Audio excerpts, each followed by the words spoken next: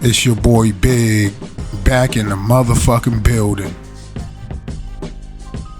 We back at it again. About to break down this Bleu Davinci, J-Bo, Big Meech, this whole situation that's going on. Your man Bleu Davinci's coming with paperwork saying that Big Meech and this other broad, Tamara, whatever her name is a CI. And they've been setting motherfuckers up since what? 2011, 2012. But let's get into it. Let's go ahead and break this video down.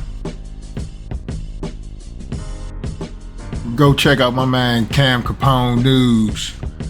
He's the first one that dropped this whole motherfucking bomb out here. So just listen in and see what Davinci had to say. So we stopped talking. Me and Meech last time talking was 2017, right? So in 2017, we on the phone like normal, regular conversation one night. And then my homeboy that was with me, he was like, Tone Bird, you from BMF too. Tone was like, ask Big Homie what's up with the movie with 50, like what's going on with him from New York. I didn't use my New York accent. Yo, what's going on with the 50 Cent movie? So I'm like, oh yo, Meech, what's up with the movie, the TV show? Like, where y'all at with that? He like, oh man, almost done. The contract almost done. We're gonna be starting. They gonna be, starting the casting or whatever, right? And I just gotta wait to holler at Tammy before, you know what I'm saying? I know where we at with that. And Tammy is a government informant. So when he said that, I was like, oh, and there we go. I said Tamir, I don't know what the broad name is, but he just gave us the name, Tamir. So let's listen back in. Tammy, what you mean? Oh no, sorry, Tammy. Tammy, like, nigga, you ain't heard what's going on with her?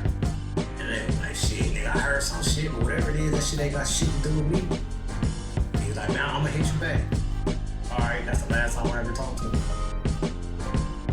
Next time I talk, I ain't even talked to him. Next time my cousin talked to him, and said that he was trying to get on the phone with me while I'm getting into it with Lil Meech. Lil Meech came into one of the stores that I was working with, one of the exotic rental stores, to rent a car one time, and was talking shit. Niggas started talking crazy shit about me, nigga. And my son was in there working at the time, talking to my son, whooped his ass. I let the kids lock up.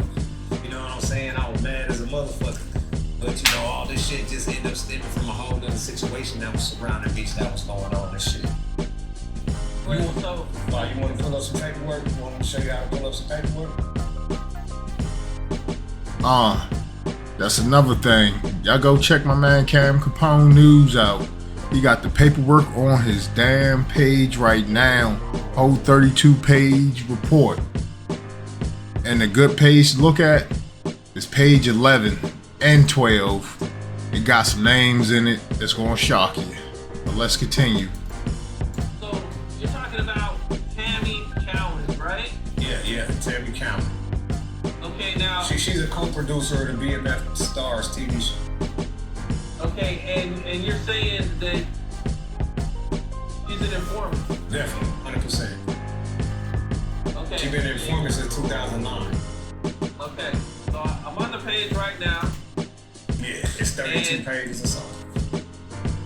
I'm on the first page, and now it says, United States of America versus plaintiff, and it says, Donnie Dion Gatlin. Shout out Cuff. That's my nigga Cuff.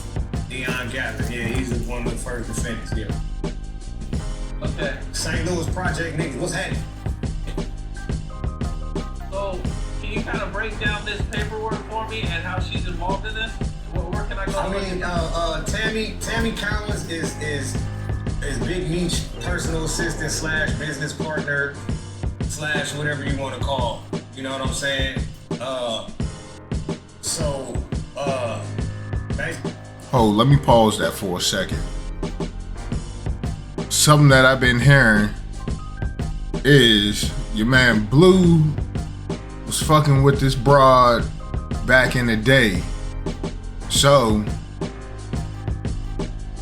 that's a little tricky situation right there. I don't know how true that is, but let's continue. Just had to drop that piece of nugget on y'all right quick. Basically, she became the owner of Meech's, what Meech has as BMF Entertainment, his company from prison. His company, she became the owner of it in 2008, and in 2009, she became a government informant. In 2010, she did a case that was pertaining to a guy that Meech met in prison and one of Meech's homeboys of 26 years. Okay, now in this paperwork, it doesn't actually say her name. Right, yeah. You will have to it don't say her name. It say her name on paper on the cover sheet, her actual name. But you know, this is a case, so they're not gonna be saying the witnesses' names in the case. They're gonna call them CS1 or CSOI or something like that, confidential source or whatever. It's confidential, bro. It's not public. That, you know what I'm saying? The snitch on the case is not public. You feel me? Until maybe after the case and the people was put away in prison and they out of government hiding and all that shit, and then you get some paperwork, and then you might see it. Outside that, you gotta be tapped in, you gotta have that pacer, gotta be able to pull cover sheets and shit like that. But when people read the affidavit, it explains to you exactly who she is. And then when people follow or know, or once you get to understand the situation, then you'll get to see exactly who Tammy Counts. Okay, I'm gonna read a little part of it real quick, man. It says CS1 relationship. Okay, now he reading from page 12, so let's listen in. With Flonnery, Juarez, and Gatlin. When CSI became a DA informant, CSI was and had been a longtime associate of Demetrius Flonnery. Now, here's where it says CSI 1 held Flonnery's power of attorney and life rights with creative control. So, yeah, that means she's the person that got his life right. So she's the person that 50 Cent got the movie from, the TV show from. That's the only way to get it. You can't get it from Meech because he in prison, so he can't DBA. He can't do business from prison. He's in jail. So he has to sign his rights to do his life story or do whatever he gonna do in his name over to somebody else. And Tammy Cowens is the person that was appointed to do all of that business. And she's the one that got the deal with 50. Okay, now. We heard what your man Bleu had to say. That's a little bit tricky right there.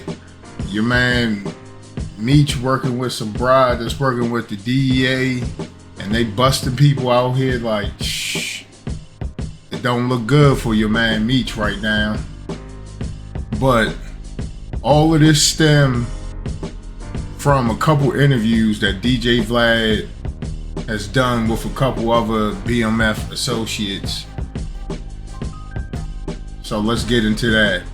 First one we're gonna pull up is J-Bo. This was like probably okay. Now we back with this djvlad interview, or this interview coming out. Your man J-Bo. So just sit back. So J-Bo give you a second to tell this video. Pretty much how they had a little prayer whenever they had their little meetings or whatever that they'd say. But the old saying is no honor amongst thieves. So this is how this whole situation played out, and it probably is playing out to this day. Motherfucking snitching that you doing dirt with, you can't trust nobody in the game. But let's go ahead and roll that. Coming to a camera near you, Death Before Dishonor, the greatest show on earth. So we from us just hustling in the streets, we always used to, say a BMF prayer, I guess. And before we drink, so we all know, don't nobody take a drink or nothing before. And we started doing this in the house. We pour our shots and shit. And Meech was like, look, man, everybody put their glasses up. You know what I'm saying? Don't drink nothing yet. We gotta, bless ourselves for even just being here. You know what I'm saying? And we know what we're doing. We try to, keep the violence to a minimum and all that shit. But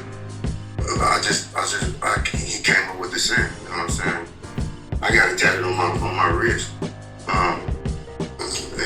It's just a blessing to all of us before we drink up and stuff. So it's like let no man separate what we created from every hood to Hollywood, coming to a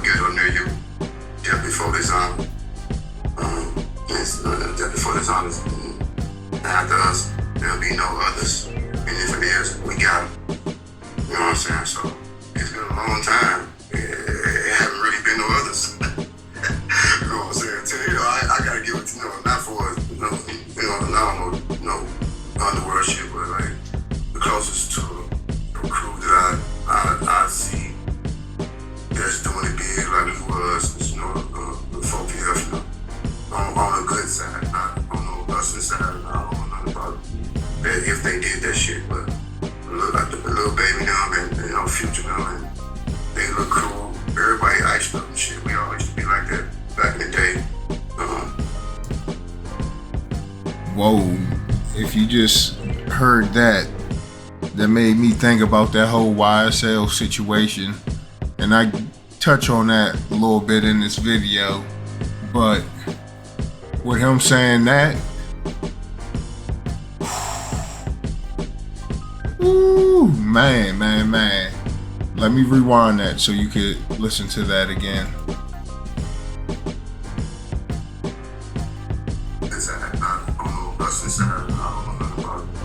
If they did that shit, but look like the little baby now and you know, Future now, and they look cool. Everybody iced up and shit. We all used to be like that back in the day. That's the crew that I see as far as how we used to move. They move kind of sort of like we do too. So, but yeah, it definitely wasn't no others until nephew blew up. You know what I'm saying? So, and now my nephew, he's definitely doing it in a excellent way. You know what I'm saying? Had a few little bumps in the road, but he got past that.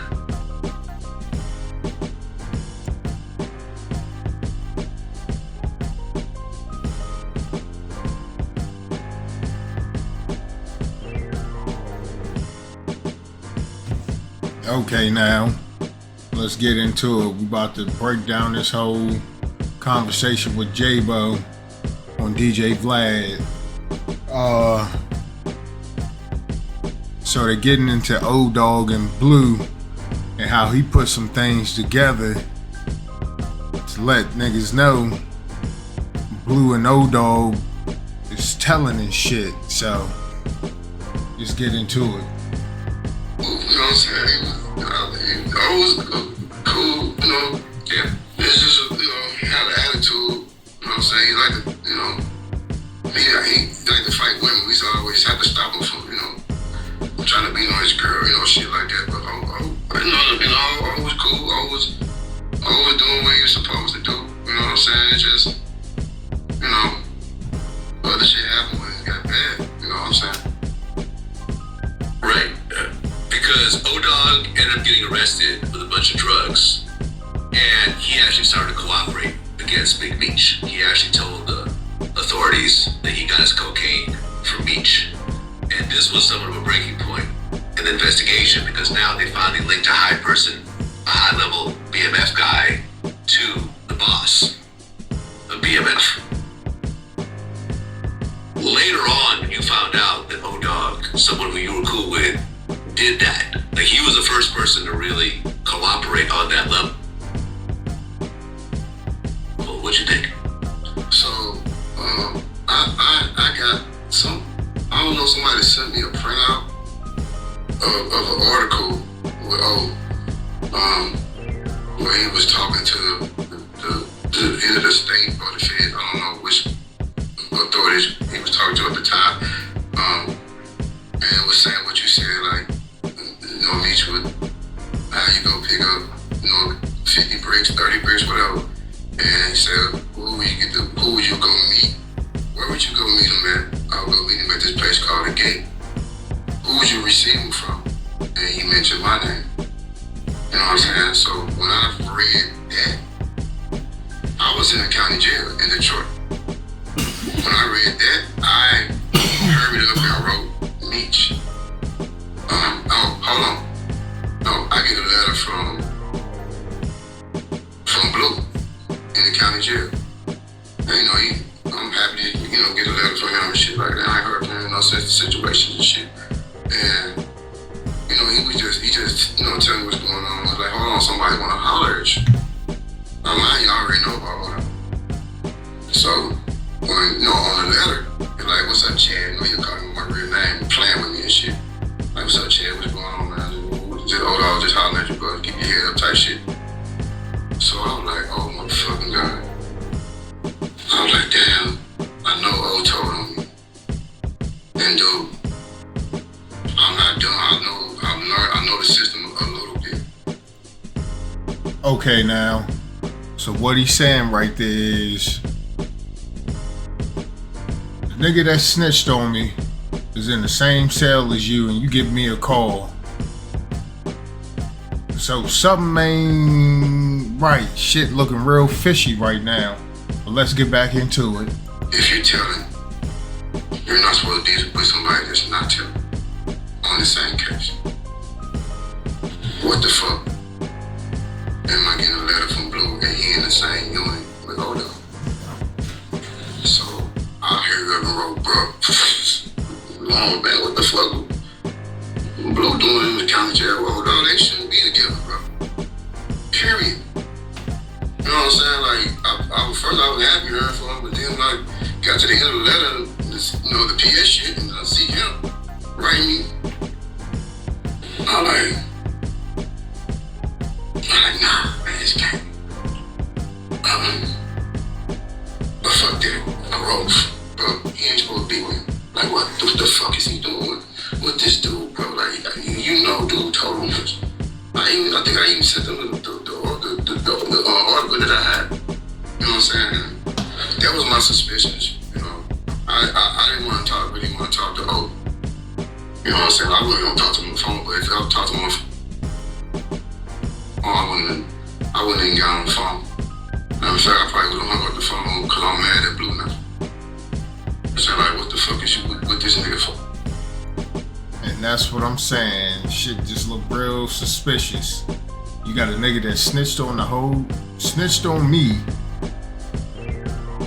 and then y'all two niggas in the same cell, and then I get a call from you, and then you throw this nigga on the phone. Yeah, something ain't right.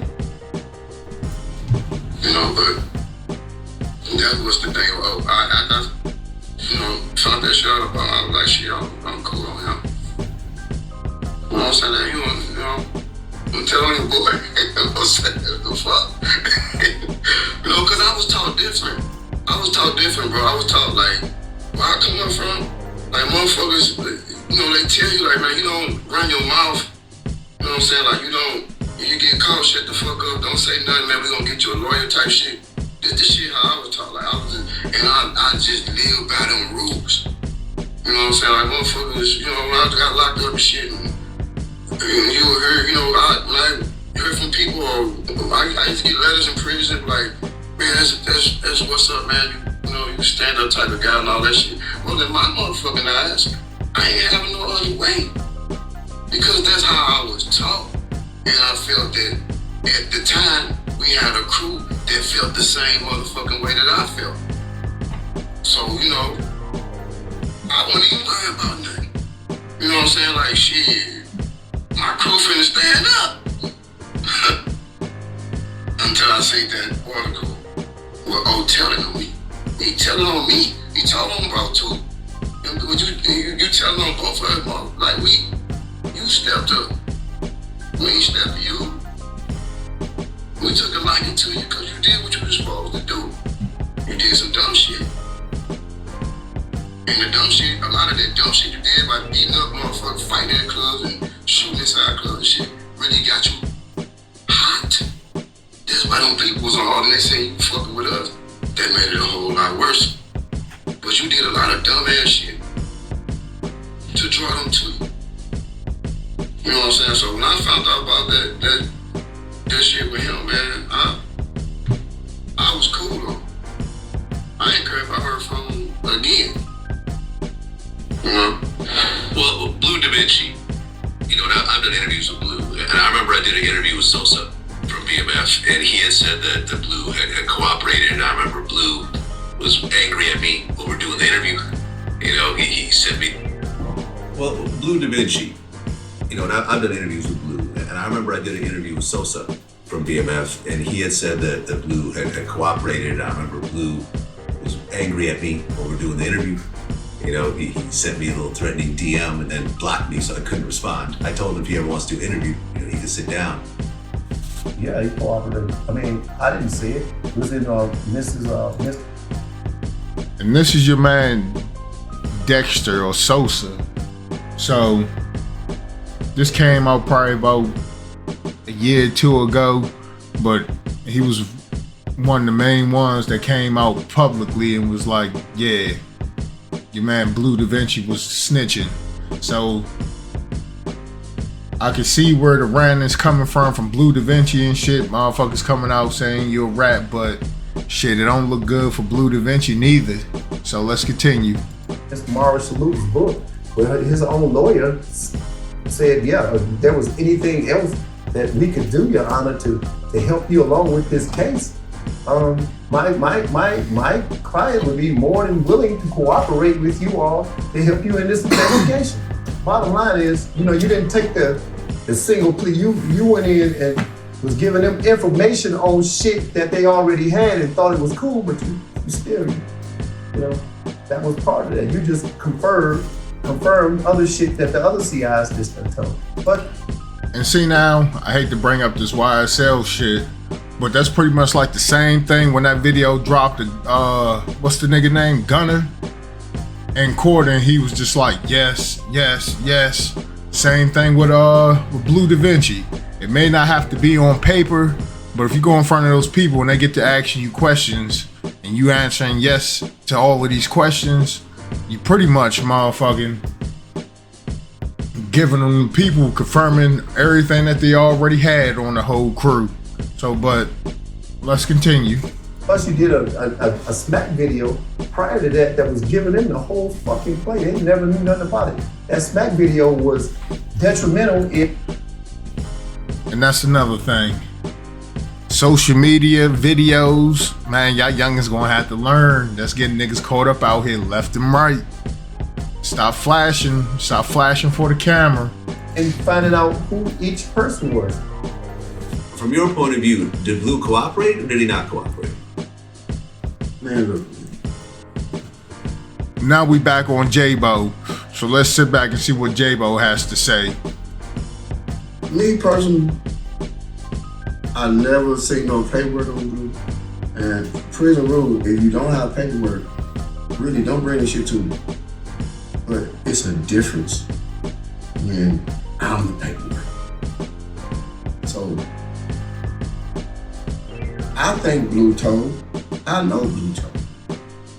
He told me, he probably told him. You can't pick no motherfuckers who you gonna tell them. They gonna ask you about who, I guess ask you about whoever, whatever. Then you gonna have to answer them questions about them. So that was one thing too. J-Bo from the St. Louis area. But that other video with Cam Capone, Bleu was shouting out some cats from motherfucking St. Louis. I don't know, just put 2 and 2 together and see if we get 4.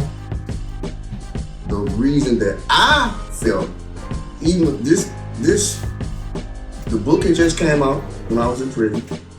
I read that whole book and I was like, God damn. Not my nephew. I know he ain't doing this shit. So that's when I wrote, bro. Man, he got another guy too, like, man, they just making it seem like, I was all right, bro. Because he know I'm gonna think for myself. Like, this motherfucker tell me. They ended up catching Bleu. Bleu, the last person I think got caught on my case. And, you get called R&D. What the fuck I'm going to R&D for? Shit, it's 2010. But they locked up 3 years, you know what I'm saying? 3-4 years.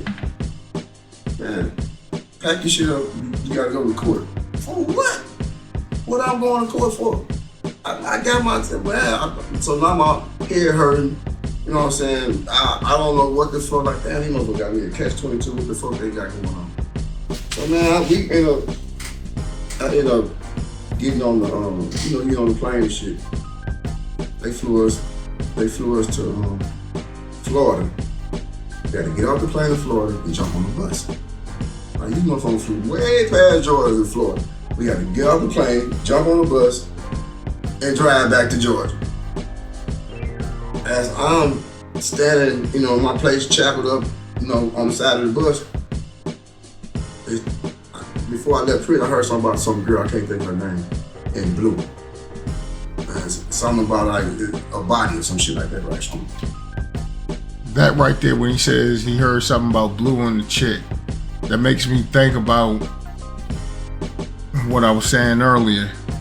that there was a rumor that the broad Tammy and Bleu had something going on. So could that be why she's the CI? Because they got that body over top of her head? I'm like, oh, what the fuck they got me tied up in? So I get to them. The name I heard about the girl, now I get to put a face with it. Because you heard her call her name. And she stood 3 or 4 people in front of me, but wasn't in the girls' line. I'm like, damn, that's the girl they were talking about. So then one of the Doc homeboys, right hand man T, he get up. They put him like right next to me. I'm like, he got long ass dreads now, because T got a low haircut, when he's out. But now he got long hair, long dreads. I mean, long. I'm like, what the fuck, he not look? He looked at me, I said, T. Like, yeah, like that. What's up, Dirty? We bump shoulder because you can't, you shackled up. That was going on. Like, man, they got call me back here for, I don't know, a woman or some shit, type shit. I'm like, damn, they got me coming back too. I said, they got something to do with, I remember the girl now, like that girl. I think it got something to do with her and Bleu. He like, yeah, I don't know, man. I'm like, shit, I don't know. We just got to see when we get there. So we get understand by each other. We talking and shit. We talking. I noticed something in this interview too. He wouldn't disclose the broad's name. And with him not disclosing her name and you disclosing everybody else's name, that gives me a little suspicion to think, yeah, he talking about Tammy. But let's continue.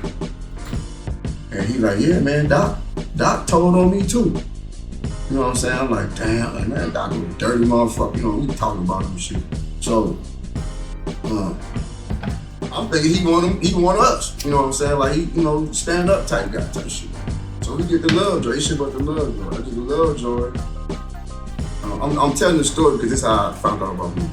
So I get the Lovejoy and I go in the room, in the holding cell. I'm going on, I'm looking for him. I don't see him because he ain't in front of me and shit. I don't see him. Like, damn, what the fuck doing that? I'm like, fuck, I'll probably see him when we go out and get our clothes and shit. So when I go out and get my clothes, they like go down to the next room and go to the next room. So when I'm walking to the next room, I look to the left, the next holding cell open, and T sitting right there. So I look, I say, damn, bro, like, you too? He put his head down. I said, damn, shit, what the fuck going on? I get in the I finally make it to myself. I'm just fast. I finally make it to my body. It's 2 o'clock in the morning. I'm tired. We've been there since 10. I'm tired as a motherfucker. So I get up there, my celly, he sleep. I'm making my bed up like top cursing and shit, motherfuckers. 2 o'clock in the morning. I think I'm hitting this bitch. Man, 2:10. Brian, pack your stuff back up. Oh man, I lost it. What the fuck, man? Y'all got me moving.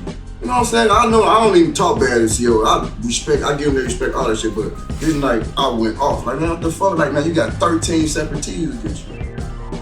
I said, what the fuck that mean? Is any of them in here? He said, this is the key thing right here. He said, there's none in there, but you can't see them. You know what I'm saying? So, like, if somebody walk into wreck, I can't be in the window. Motherfucker, I see your ass, that's intimidation. So they had to put me in the hole. So they threw me in the hole, but it was a non-disciplinary issue. So I could get on the phone, like they'll wheel the phone to your cell. I could order commissary and all that shit. So they take me to court, right? I go to court. I'm down in the holding cell. It's a dude down on J-Rock, okay? He's like, man, it's one of y'all guys in the cell with us. He's saying, every other word, cuz. Damn, cuz, this, cuz, Bleu was a crip. So he like, well, he got I'm like, it sound like Bleu. Like, I thought he got braids. He like, no, he got a low haircut. I said, nah, Bleu got braids. I said, I don't know who the fuck that is, bro. He probably just talking shit, I don't know. So they come give me 5-something in the afternoon. I'm there early in the morning, all day. They come give me 5-something in the afternoon. And I walk out down to the office. It's the fucking marshal, the agent, Harvey. It's Harvey and it's the black agent with him. He's like, hey, Mr. Brown, I'm the agent Harvey. And he took your hand off. I'm like, I'm sticking my hand out. He said, hey, no, I'm like, oh, shit. I shook his hand like, damn, what the fuck? I like, what's going on? I thought I was gonna go to court. He like, I just need you to come with us. So, man, we go up the elevator, get off the elevator, walk through the lot, up the hill, through another elevator, some trail. I'm like, man, these motherfuckers finna do something to you. Like man, where are we going?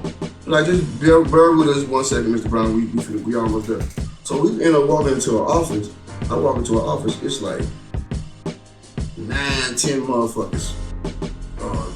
The district attorneys, you know, it's probably some agents and all that shit. So I walk in like, hey, what's going on? I thought I had to go to court. What am I doing in here? And I ain't Mr. Brown. We just called Vernon Cole. We want to see if, you know, we had to put a warrant out for all y'all. They flew a lot of people down. Like we put a warrant out for y'all to see if, you know, you guys want to, you know, cooperate and all that. Shaking my head. I said, sir, ma'am, y'all already know how I am. Like, you could have asked me this shit in prison. I would have tell you, fuck no. Why would y'all fly me way out here? Got me going, I'm in a hole because I can't see no motherfucker. All this dumbass shit. I said, man, I ain't got nothing to say. I made my bed. I'm ready to go lay back in this motherfucker. Y'all could have asked me that shit. Well, we had to fly y'all, Mr. Brown. Or you take my car. No, you have your car. I ain't got nothing to say. I'm ready to go. You gotta give it to your man, J-Bo. My man said, I'm standing on it. Take me back, nigga. I already made my bed. I'm ready to go back and lay in it. Shit. Back to my motherfucking cell. They took me back, put me back in the hole. I get on the phone. I call my homegirl D. I like, man, tell moms that they trying to see the motherfucker. They got Meech down here, but I ain't see Meech. They got him down here. They trying to see if you want to tell them who and all that shit. I like, man, that's bullshit. She said, where you at? I said, I'm in Lovejoy. She said, it's crazy. He said, Bleu down there. I said, Bleu down where? She said, Bleu down there in Lovejoy, where you at? I said, shit, so Bleu ain't down here with me. I said, Bleu down here with me, he'll be back in the hole. Now mind you, Chip 2 Cuzzo was back there and D-Shot was back there. So I went to court first. When they come through there, they let me and Cuzzo go outside the wreck. I ran him down to him what was going on. He's like, oh man, you not worry about me, I'm good. And that's the thing. With that YSL shit, and I'm sorry to keep bringing that up, but if that camera wasn't in there and seen the footage of Gunner snitching, or if that's what y'all want to call it, but cooperating, come on now, same situation. Bleu, it don't look good. I ain't got nothing to say to them people. So after that day, they put separate T's on us. So we couldn't go outside together or none of that shit. So I couldn't even see him no more. But he ended up going to court and they shipped him right out. He shot and came. I screamed through the vents, telling him, you know, what was going on. Same thing with him. He went there, he ain't say shit. They shipped him back out. They made me stay in that motherfucker for 3 weeks. And if me, D-Shot, and Chip 2 Cuzzo couldn't see no motherfucker, even though you ain't in the same pile with the motherfucker that's telling on you, and Bleu could, I'm the paperwork. I don't need no motherfucking paperwork to say that nigga is telling. He told. Because if you didn't tell, motherfucker, you would be right back there where I was at. You know what I'm saying? And that's why I say, if anybody asks about this shit, I really don't like talking about it because I ain't gonna go back and forth with Bleu about this shit that he did. I'm not gonna go back and forth with it. You know that. But, yeah, you got a meatball. Meaning that you ain't gonna get no time. You came right back home. You just went to jail. You don't have to say shit. We went to jail and did your motherfucking time. And come on, like every other motherfucker that did their motherfucking time and didn't say nothing. Yeah, come home and do you. You know, the whole situation would be different. You ain't gonna be arguing with no 50. You probably don't even be talking to no whack 100. You know what I'm saying? Like you would have been with us. And that's odd too. Your man a couple years ago, Bleu, he was all on Instagram stunting, talking about, yeah, I'm gonna do this and do that. Like, nigga, you making the whole situation hot on yourself. Just jumping out there like that. But let's continue. We could have still been, instead of you trying to rap, we could have been trying to get a label together like I'm doing now. You know what I'm saying? Like But you chose the other route, bro. So you just gotta chalk it up and deal with it, man. And you trying to act like you ain't did shit. You a motherfucking lie. You did. And I'm telling you, I'll tell you in his face. My nigga, like, you don't sit there and you rap about all this, don't do this, we don't do that type of shit. And as soon as you get by yourself, you gonna talk. I guess you have to go talk to him. Let me tell you something else. I never talk to no motherfucker. When I got like, they finally caught my dumb ass and shipped me out of Warren County. My lawyer came out there. First thing when he came through that motherfucking through that door, I said, hey, check this out. I ain't got nothing to say to nobody. I don't want to talk to no motherfucking prosecutors. I don't want to talk to nobody if I ain't talking to my lawyer, I don't want to talk to nobody. And I'm just God truth. He said, okay, now we got that out the way. And then we hired my name such and such. And that's how we talk. I never talked to no motherfucker. The first time I talked to a motherfucker is when they tricked me to come out there for a whoop. And I went up them elevators and all that shit, and I seen who they was when I walked in. I said, I told them, get me the fuck up out of here. And that's what they did.